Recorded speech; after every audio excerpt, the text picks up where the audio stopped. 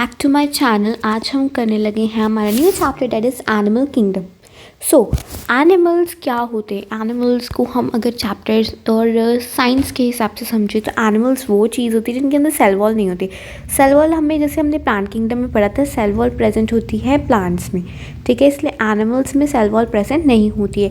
Animals क्या होते हैं? हेटरोट्रॉफिक होते हैं। हेटरोट्रॉफिक का मतलब होता है कि जो अपना खाना खुद नहीं बना सकते, वो किसी और पे डिपेंड करते for their food. Multi cellular होते हैं, सेंट्रियोल प्रेजेंट होते हैं इनसाइड द सेल, जो कि हेल्प करते हैं किसमें? सेल डिवीजन में। ओके, बेसिस ऑफ क्लासिफिकेशन, जो कि हमारा मेन टॉपिक है कि क्लासीफाई किया जाता है किस किस बेसिस पे एनिमल्स को क्लासीफाई किया जा सकता है। तो सबसे पहले जो हमारा आता है वो है level of organisation. So level of organisation होता है pattern of organisation of cells. So सबसे पहले होता है cellular level of organisation, tissue level of organisation, organ level of organisation और organ system level of organisation. सबसे पहले हम सेलुलर। सबसे पहले आ गया cellular. Cells are arranged in loose aggregates, loose cell aggregates. सबसे पहले हमें पता है ये सेल होता है। ये सेल्स जब ग्रुप करते हैं, सेल्स जो सिमिलर फंक्शन फॉर्म करते हैं वो ग्रुप करके क्या बना देते हैं? टिश्यू। और ये टिश्यू ग्रुप करके ऑर्गन बना देते हैं और ऑर्गन ग्रुप करके ऑर्गन सिस्टम बना देते हैं। तो वैसे ही कुछ होता है हमारे एनिमल्स जिनमें सिर्फ सेल्स लूज एग्रीगेट्स में लूज सेल अरेंज होते हैं, लूज एग्रीगेट्स में अरेंज होते हैं, ठीक है। उसको कहते हैं सेलुलर लेवल ऑफ ऑर्गेनाइजेशन। जैसे उनमें क्या होता है? सम डिवीजन ऑफ लेबर देखी जाती है। एग्जाम्पल अगर हम बोले तो पॉरीफेरा, ठीक है।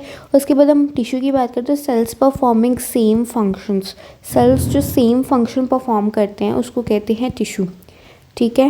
ऑर्गेनाइज कर देते हैं और टिश्यू फॉर्म कर देते हैं। एग्जाम्पल हम देख सकते हो सीलन, ट्रेटा और टीनोफोरा, इसकी एग्जाम्पल आती है। अगर आपको याद हो, एक टेबल हमें पढ़ाते हैं, मैं आपको एक बार समझा देती हूँ। तो सबसे पहले होता है Porifera, Coelenterata, Ctenophora, Platyhelminthes, Aschelminthes, Annelida, Arthropoda, Mollusca, Echinodermata, Hemichordata और कॉर्डेटा, ठीक है। ये वाला टेबल आप लर्न कर लीजिएगा, इससे काफ़ी ज़्यादा आपको आसानी हो जाएगी एग्जाम्पल्स को लर्न करने में। सो टिश्यू में हमारे पास आ गया सीलन, ट्रेटा और टीनोफोरा। फिर उसके बाद आता है ऑर्गन लेवल ऑफ ऑर्गेनाइजेशन, जो कि सिर्फ प्लेटीहेलमिन्थस में देखने को मिलती है, और organ system level of organization, ठीक है, जिसमें क्या करते हैं? ऑर्गन्स कंबाइन होकर ऑर्गन सिस्टम बना देते हैं, ठीक है। जो कि फिजियोलॉजिकल फंक्शन, जैसे हमने देखा डाइजेस्टिव सिस्टम ऑर्गन सिस्टम है, सर्कुलेटरी सिस्टम जिसमें हार्ट इंक्लूडेड है, ब्लड वेसल्स इंक्लूडेड है, डाइजेस्टिव सिस्टम में स्टमक इंक्लूडेड है, स्मॉल इंटेस्टाइन इंक्लूडेड है। वैसे ऑर्गन सिस्टम बना के वो किस में होता है? एस्केलमिन्थस टू कॉर्डेटा, मतलब एस्केलमिन्थस में आ गया, एनालिडा में आ गया, आर्थ्रोपोडा में आ गया, आगे आर्थ्रोपोडा में आ गया, मोलस्का में आ गया, एकाइनोडर्मेटा, हेमिकॉर्डेटा और कॉर्डेटा। ये सब कुछ क्या है? Organ system level of organization show करते हैं। अब उसके बाद देखिए तो digestive system, pattern of complexity of organ system में देखिए तो डाइजेस्टिव सिस्टम की हम बात करते हैं। एक होता है इनकम्प्लीट डाइजेस्टिव सिस्टम और एक होता है complete digestive system. Incomplete digestive system का क्या मतलब होता है? Single opening functioning as mouth and, मतलब एक सिंगल ओपनिंग है, इसी से खाना क्या है? अंदर आ रहा है और इसी से खाना क्या है? बाहर जा रहा है। मतलब यहाँ पे सारा डाइजेस्ट होके फूड इसी से क्या जाता है? बाहर जाता है। कंप्लीट का देखें तो फिर उसमें क्या है? 2 सेपरेट ओपनिंग होती है, जैसे कि हमारे अंदर होती है। हमने जैसे डाइजेस्टिव सिस्टम चैप्टर में पढ़ा था कि हमारी एक ईसोफेगस फेरिंक्स फूड एंटर करता है, स्टमक में जाता है, तो फिर एनस, हमारी माउथ की अलग ओपनिंग है, एनस की अलग ओपनिंग है। और इनकम्प्लीट पे क्या? माउथ की भी सेम ओपनिंग होती है और एनस की भी सेम ओपनिंग होती है, ठीक है। तो इनकम्प्लीट के एग्जाम्पल में आता है प्लेटीहेलमिन्थस और कंप्लीट के एग्जाम्पल में आता है एस्केलमिन्थस। जैसे हमें पता है कि उसमें सिर्फ ऑर्गन्स होते हैं, इसलिए भी वो इनकम्प्लीट शो करते हैं, बिकॉज उनमें प्रॉपर प्लेटीहेलमिन्थस में प्रॉपर क्या होता है? और वो ऑर्गन सिस्टम प्रॉपर प्रेजेंट नहीं होता है। सबसे उसके बाद हम बात करते हैं सर्कुलेटरी सिस्टम की। सर्कुलेटरी सिस्टम में 2 टाइप्स ऑफ सर्कुलेटरी सिस्टम होते हैं, ओपन सर्कुलेटरी सिस्टम और close circulatory system. Open circulatory system कैसा होता है? Suppose this is the heart, ठीक है। हार्ट से जो है वो ब्लड जा रहा है, ये है हमारा साइनस। साइनस होता है ओपन, ओपनिंग होती है, ठीक है। ओपन स्पेसेस होते हैं जैसे साइनस कहते हैं। यहाँ पे क्या होता है? यहाँ पे ब्लड वेसल्स होते हैं, यहाँ पे भी ब्लड वेसल्स होते हैं, पर वो कंबाइन नहीं होते, ओपन होते हैं। और यहाँ पे कुछ सेल्स प्रेजेंट होते हैं और यहाँ पे वो ब्लड छोड़ रहा होता है। वो जो सेल्स है ना वो बात कर रहे होते हैं, सेल्स और टिश्यू पूरे ब्लड में आराम से तैर रहे होते हैं, इतना ब्लड हो जाता है। मतलब कि क्लोज सर्कुलेटरी, पूरा प्रॉपर नहीं ना, सपोज एक पाइप है अगर दूसरी पाइप से जुड़ी ना हो तो क्या होगा, वहीं पे पानी गिरता जाएगा, ज़मीन पे पानी गिरता जाएगा। तो वैसे ही हमारी जो बॉडी पार्ट्स में पानी गिरता जाएगा और वो सेल्स और टिश्यू जो प्रेजेंट है वो आराम से उसमें तैर रहे होंगे। ठीक है, और इसकी जो ओपन की एग्जांपल होगी वो होगी आर्थ्रोपोडा, नॉन सेफालोकॉर्डेटा, मोलस्का और हेमिकॉर्डेटा। आर्थ्रोपोडा में अगर नहीं पता तो इंसेक्ट्स आते हैं। ठीक है, सो एग्जाम्पल्स को ईजिली याद करो, आर्थ्रोपोडा, नॉन सेफालोकॉर्डेटा, मोलस्का और Hemichordata. Repeat after me. Arthropoda, non-cephalochordates, mollusca और hemichordata is the example of open circulatory system. Closed circulatory system जैसे हमारे अंदर है, पूरा क्लोज नेटवर्क है ब्लड वेसल्स का। ठीक है, इसकी एग्जांपल आ गई एनालिडा। ठीक है, सेफालोपॉड्स मोलस्क। ठीक है, जैसे ऑक्टोपस, मोलस्क में कौन आता है, ऑक्टोपस आता है। सेफालोकॉर्डेटा और वर्टिब्रेट, डोंट बी कंफ्यूज सेफालोकॉर्डेटा और नॉन सेफालो, नॉन बाहर लगा हुआ है, इसमें नॉन नहीं लगा हुआ है, सेफालोकॉर्डेटा। सो सबसे पहले ओपन की एग्जांपल होगी आर्थ्रोपोडा, नॉन सेफालोकॉर्डेटा, मोलस्क और उसके बाद में हेमिकॉर्डेटा। अब इधर भी आप कह रहे हो, सोचो कि मॉलस्क के इधर भी मॉलस्क के, इधर के मॉलस्क में ऑक्टोपस ही है, बस सिर्फ ऑक्टोपस आता है, इधर सारे मॉलस्क आते हैं। ठीक है, एक्सेप्शन कह सकते हो कि octopus is exception from the mollusc that have the close circulatory system. Other mollusc all the mollusc have the open circulatory system.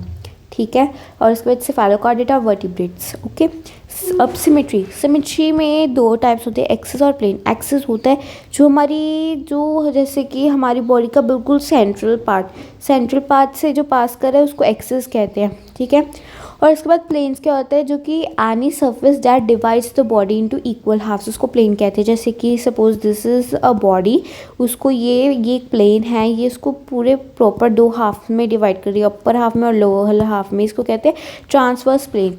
और एक होते हैं लॉन्गिट्यूडनल प्लेन, इसको बिल्कुल लॉन्गिट्यूडनली डिवाइड कर रही है दो पार्ट्स में, एक ये पार्ट हो गया और एक ये पार्ट हो गया, राइट हाफ और लेफ्ट हाफ में। ठीक है, अब सिमेट्री की बात करें तो 3 टाइप्स ऑफ सिमेट्री होती है, एक एसिमेट्रिकल, एक रेडियल सिमेट्री और एक बायलेटरल सिमेट्री। एसिमेट्रिकल की अगर हम देखें तो फिर any plane passes through the centre does not divide into equal halves. Suppose मैं ये चीज़ ऐसे ड्रॉ कर रही हूँ, ये भी डिवाइड हो जाएगी, कुछ ऐसी चीज़ होगी, ऐसी मैं कोई चीज़ ड्रॉ कर रही हूँ, अगर उसको हाफ में अगर हम डिवाइड करने की कोशिश करें तो नहीं होगी।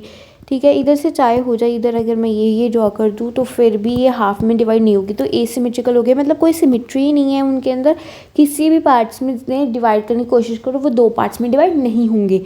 ठीक है, इसमें कौन आ गया एग्जाम्पल, मोस्टली स्पॉन्जेस होते हैं पॉरीफेरा, मोस्टली स्पॉन्जेस जो है वो डिवाइड नहीं करते, वो क्या कहते हैं, डिवाइड नहीं करते हैं टू पार्ट्स में। ठीक है, एसिमेट्रिकल होते हैं सिर्फ सिवाय साइकन को छोड़ के, साइकन है जो डिवाइड कर जाता होगा।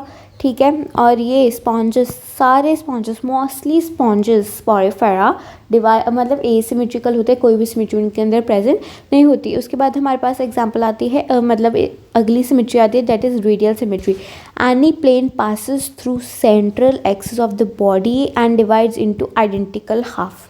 ठीक है, मतलब एनी प्लेन, चाहे ये सपोज एक सर्कल है, अगर मैं इसके इधर से प्लेन पास करूँ तो ये दो पार्ट में डिवाइड हो रहा है, इधर से पास करूँ तो दो पार्ट्स में डिवाइड हो रहा है, इधर से करूँ दो पार्ट, मतलब कहीं से भी प्लेन आ जाए वो उसको दो पार्ट्स में डिवाइड कर ही रही है, उसको कहते हैं रेडियल सिमेट्री। उसकी एग्जाम्पल आ गई सीलेंट्रेटा और टीनोफोरा, इसको हम कहीं से भी डिवाइड करने की कोशिश करें वो डिवाइड हो जाएंगी। ठीक है, उसके बाद बायलेटरल सिमेट्री की बात करते हैं। बाय का मतलब हमें पता है टू, मतलब अगर जैसे हमारी बॉडी को हम सपोज करते हैं, suppose this is our body, उसको अगर हम दो पार्ट्स में डिवाइड करें तो हो जाएगी, बट अगर हम उसको बाकी कहीं से भी डिवाइड करें तो नहीं होगी। मतलब जो बायलेटरल सिमेट्री होती है मतलब दो पार्ट्स में डिवाइड हो जाती है, बाकी किसी भी पार्ट में डिवाइड नहीं होती। Into two identical right and left half is only one plane. ठीक है, इसके एग्जाम्पल आ गई प्लेटिहेलमिन्थस टू मॉलस्क्स। ठीक है, अब एक होता है एक्सेप्शन होता है दोनों में, इसमें क्या होता है बायलेटरल सिमेट्री पे लार्वा ऑफ एकाइनोडर्मेटा, स्टारफिश का लार्वा जो होता है वो बायलेटरल सिमेट्री शो करता है, जबकि जो हमारे एडल्ट एल्काइनोडर्म्स जो होते हैं वो क्या करते हैं, रेडियल सिमेट्री शो करते हैं। सो इसको याद रखना। उसके बाद हेमिकॉर्डेटा और कॉर्डेटा भी क्या शो करते हैं, हमारी बायलेटरल सिमेट्री। उसके बाद जर्म लेयर की बात करते हैं हम। जर्म लेयर हमारे पास 3 टाइप की जर्म लेयर होती है। एक्टोडर्म जो कि आउटर लेयर होती है, मेसोडर्म जो कि मिडल लेयर होती है और एंडोडर्म जो कि इनर लेयर होती है। ठीक है, अब क्या कहते हैं, जर्म लेयर का पता है ना, जर्म जो कि गिव राइज और जर्मिनेट करती है उसको जर्म लेयर कहते हैं। ठीक है, अब हमारे पास 2 आ गई, डिप्लोप्लास्ट और ट्रिप्लोब्लास्ट। डिप्लोब्लास्ट की बात करें जिसके बाहर एक्टोडर्म की लेयर होगी, अंदर एंडोडर्म की लेयर होगी, बट मीजोडर्म की जगह क्या प्रेजेंट होगा, मीजोग्लिया प्रेजेंट होगा। दिस इज मीजोग्लिया, ऐसे मीजोग्लिया प्रेजेंट होगा, मीजोडर्म प्रेजेंट नहीं होगी। ठीक है, अब ये क्या होती है, अनडिफ्रेंशिएटेड लेयर होती है मीजोग्लिया। अनडिफ्रेंशिएटेड लेयर होती है, जेली लाइक लेयर होती है और डू नॉट फॉर्म, कोई भी टिश्यू या फिर ऑर्गन फॉर्म नहीं करती है। ठीक है, और दूसरी हमारे पास आ गई ट्रिप्लोब्लास्ट, मतलब जिसके बाहर एक्टोडर्म होगी, अंदर मीजोडर्म होगी और अंदर एंडोडर्म होगी। ठीक है, अब एग्जाम्पल की बात करते हैं, सीलेंट्रेट और टीनोफोरम में मीजोग्लिया प्रेजेंट होती है।